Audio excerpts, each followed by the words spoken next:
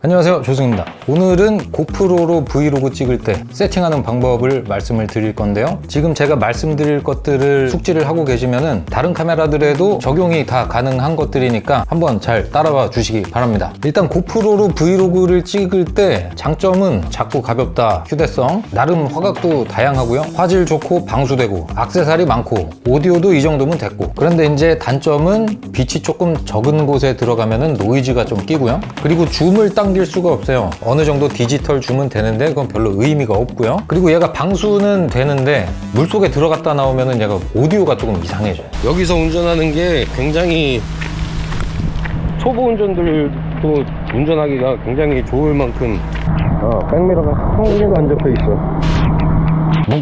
이렇게 얘기를 해. 그래도 일단 결론은 얘만한 브이로그 찍기 좋은 카메라도 없다. 물론 다른 카메라들도 좋은 거 많은데 얘도 되게 괜찮다. 이게 결론이거든요. 그럼 세팅을 어떻게 했냐?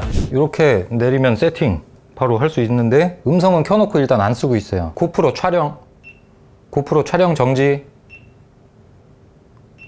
이렇게 음성으로 컨트롤을 하는 건데 저는 촬영이랑 중지 말고는 뭐 그렇게 잘 활용은 안 하고 있습니다. 그리고 고프로 촬영 이렇게 삑 소리가 나잖아요.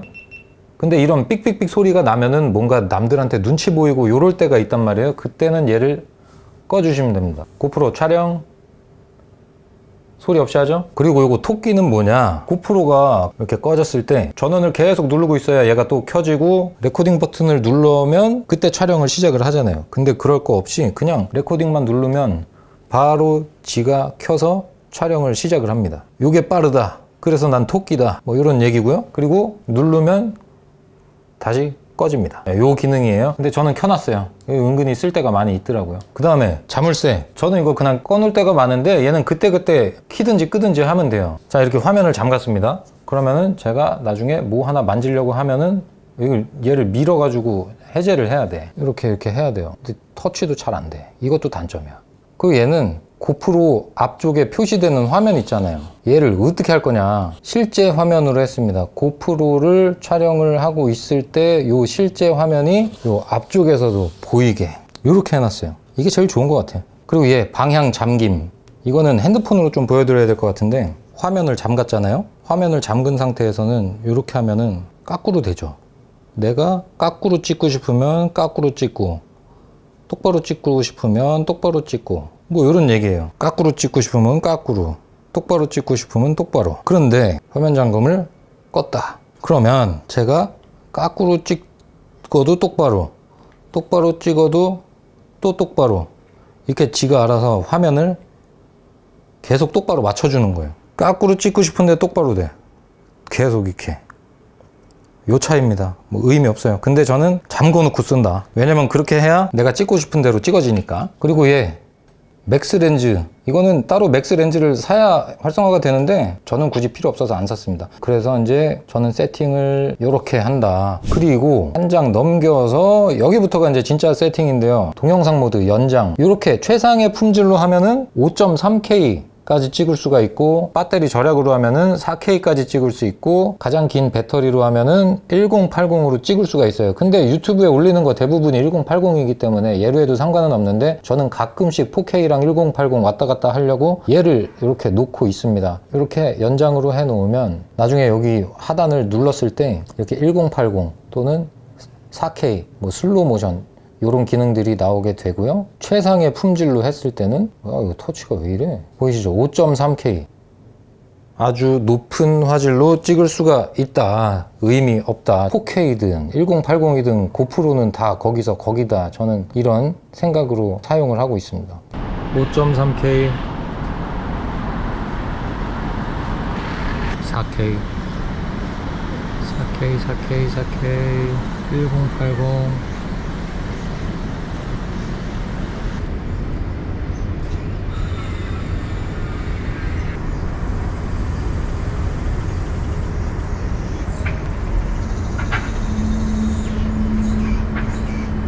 기본 설정에서는 뭐 별로 보실 건 없습니다. 자동 업로드 설정을 하는데 이거는 고프로 퀵 앱을 받아서 자동 업로드를 하고 이런 기능들인데 굳이 뭐 쓸 거는 없습니다. 그리고 아까 다 했던 것들, 음성 제어 한국어로 하고, 디스플레이 요거는 쓸만합니다. 후면 화면 보호기. 이거를 계속 틀어놓고 찍을 순 없잖아요. 그래가지고 계속 찍다가 뭐 한 1, 2, 3, 4, 5분 이렇게 지나고 나면은 여기에 화면이 꺼지는 거죠. 꺼져도 계속 얘는 동영상을 찍고 있는 거죠. 그래서 한 3분 정도로 설정을 해주시고, 그리고 전면 화면 보호기, 후면 화면과 일치. 저는 이렇게 사용을 합니다. 밝기 50%. 너무 얘가 밝아버리면은 아우 참 더럽게 말 안 듣네. 너무 밝아버리면은 배터리만 많이 먹을 거 아니에요? 그래서 배터리를 조금 절약하고 싶다 하면은 얘 말을 진짜 더럽게 안 듣네.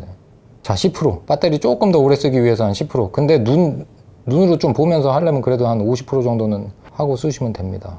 그 다음에 후면 화면 그리드.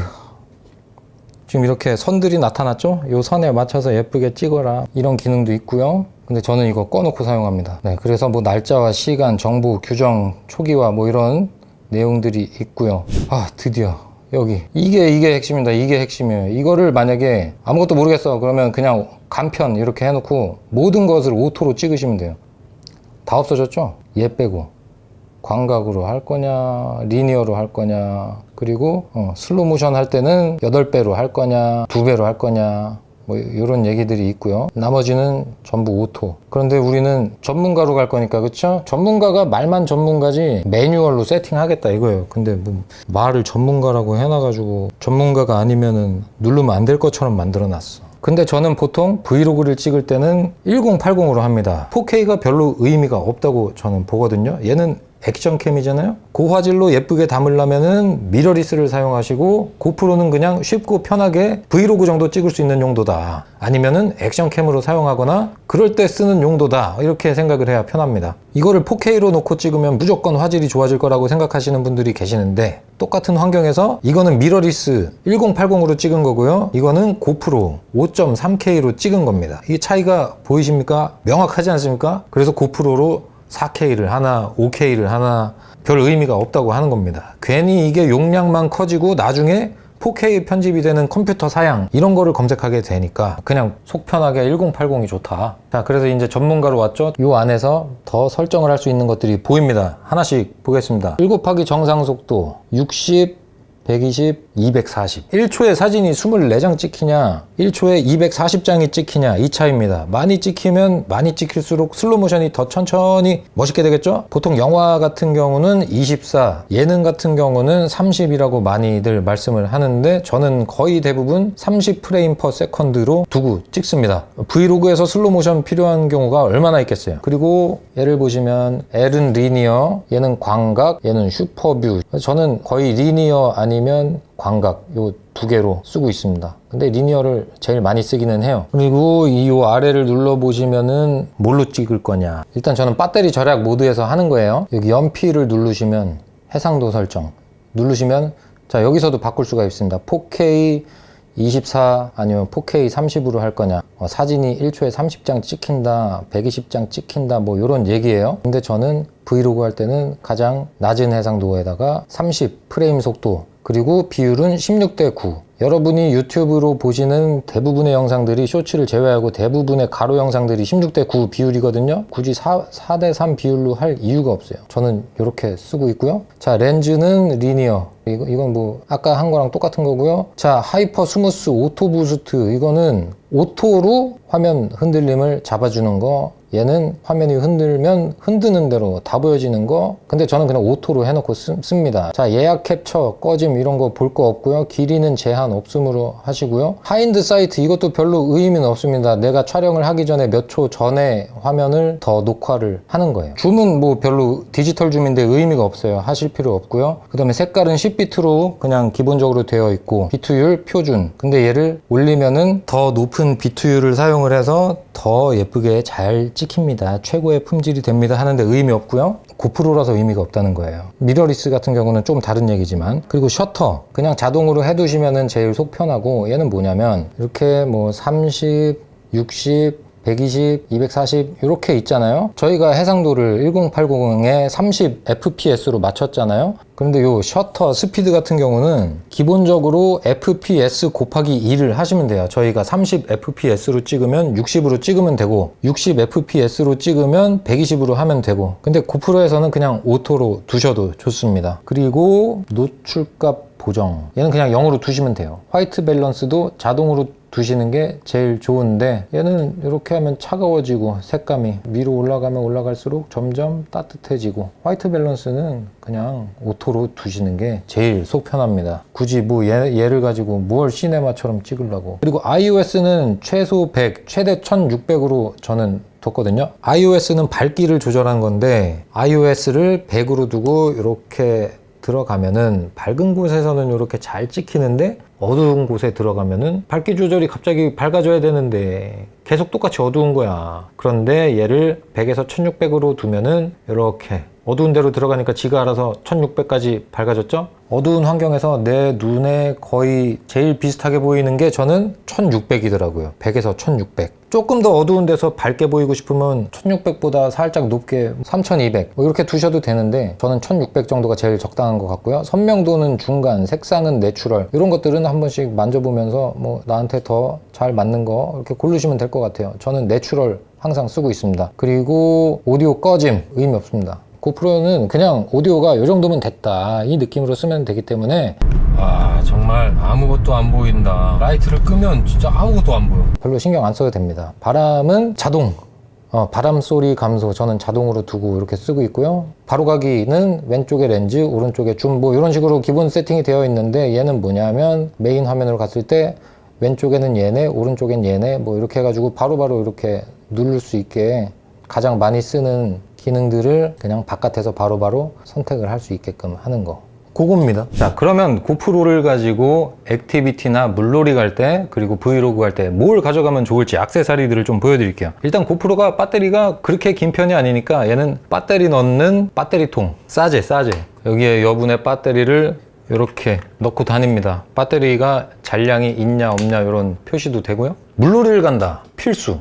꾹방에서 샀어요. 꾹방에서 싸제로. 얘도 방수가 되지만 깊은 곳에 들어갈 때는 그래도 얘가 필수적으로 있으면 좋고요. 바닷속을 엄청 많이 이렇게 하고 들어갔다 왔단 말이에요. 근데 갔다 나와도 오디오가 잘 들어가요. 얘를 끼면. 얘를 안 끼고 살짝만 비가 한 방울 톡 들어가도 오디오가 이상해지는 이 고프로인데, 초보 운전들도 운전하기가 이 위쪽에 레코딩 버튼 누를 수 있고요. 그리고 옆쪽에 전원 버튼. 근데 터치를 못해. 이 단점입니다. 유일한 단점이 터치가 안 된다는 거. 그래서 얘를 어떻게 하냐. 물론 이렇게 잡고 이렇게 들고 다닐 수도 있는데, 물속에서는 그것보다는 이렇게 손목에 이렇게 생겼거든요. 이렇게 딱 고정을 한 다음에 이렇게 딱 해. 이렇게 딱. 이게 이렇게 돌아가잖아요. 이거를 밑에 버튼이 있어서 안 돌아가게 할 수도 있어요. 이렇게 하면 돌아가고, 이렇게 하면 안 돌아가고. 이제 얘를 수영을 하면서 막 이렇게 다니는 거야. 이렇게 다니다가 밑에 물고기가 나왔다. 그때 이렇게 다니는 거죠. 이렇게.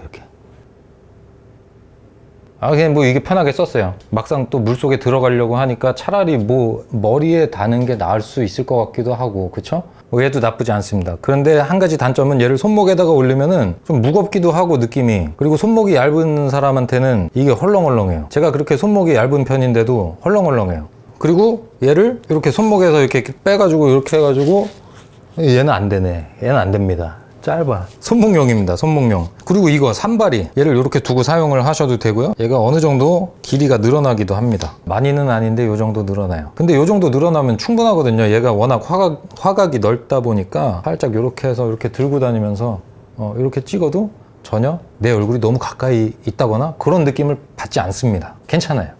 액세서리들은 다양하게 많이 있으니까 그때그때 원하시는 거 저렴해요. 싸제는 간단하게 브이로그 찍고 싶을 때는 사실 이런 거 다 필요 없고, 요 세팅에다가 배터리만 충분하게 들고 나갑니다.